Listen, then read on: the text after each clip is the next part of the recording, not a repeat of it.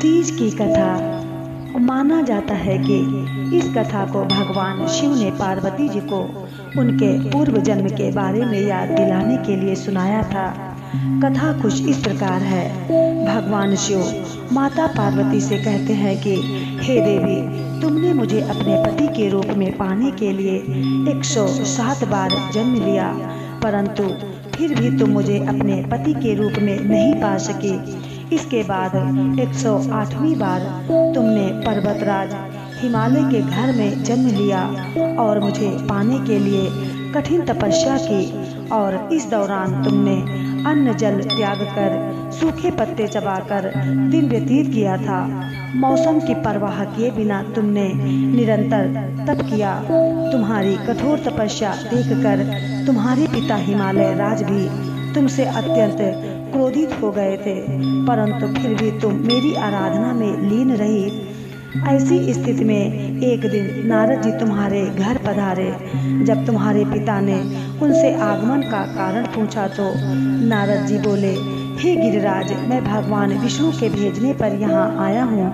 आपकी कन्या की घोर तपस्या से प्रसन्न होकर वह उनसे विवाह करना चाहते हैं। इस बारे में मैं आपकी राय जानना चाहता हूँ। नारद जी की बात सुनकर पर्वतराज अति प्रसन्नता के साथ बोले, हे नारद जी, यदि स्वयं भगवान विष्णु मेरी कन्या से विवाह करना चाहते हैं तो इससे बड़ी कोई बात नहीं हो सकती। मैं इस विवाह के लिए तैयार हूँ। शिव जी पार्वती जी से कहते हैं, तुम्हारे पिता की स्वीकृति पाकर नारद जी विष्णु जी के पास गए और यह शुभ समाचार सुनाया। लेकिन जब तुम्हें इस विवाह के बारे में पता चला तो तुम्हें बहुत दुख हुआ। तुम मुझे यानी कैलाशपति शिव को मन से अपना पति मान चुकी थी। तुम अपने व्याकुल मन से किसी वन में चली गई और वहां रहकर मेरी आराधना करने लगी। इसके बाद तुम्हारे पिता तुम्हें घर में न पाकर बड़े चिंतित और दुखी हुए। वह सोचने लगे कि यदि विष्णु जी बारात लेकर आ गए और तुम घर पर न मिली तो क्या होगा। उन्होंने तुम्हारी खोज में धरती पाताल एक करवा दिए, लेकिन तुम न मिली। तुम वन में एक गुफा के भीतर मेरी आराधना में लीन थी।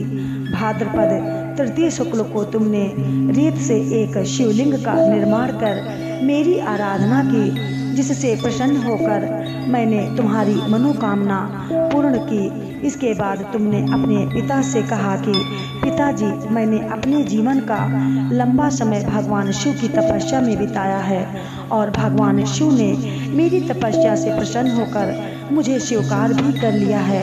अब मैं आपके साथ एक ही शर्त पर चलूंगी कि आप मेरा विवाह भगवान शिव के साथ ही करेंगे।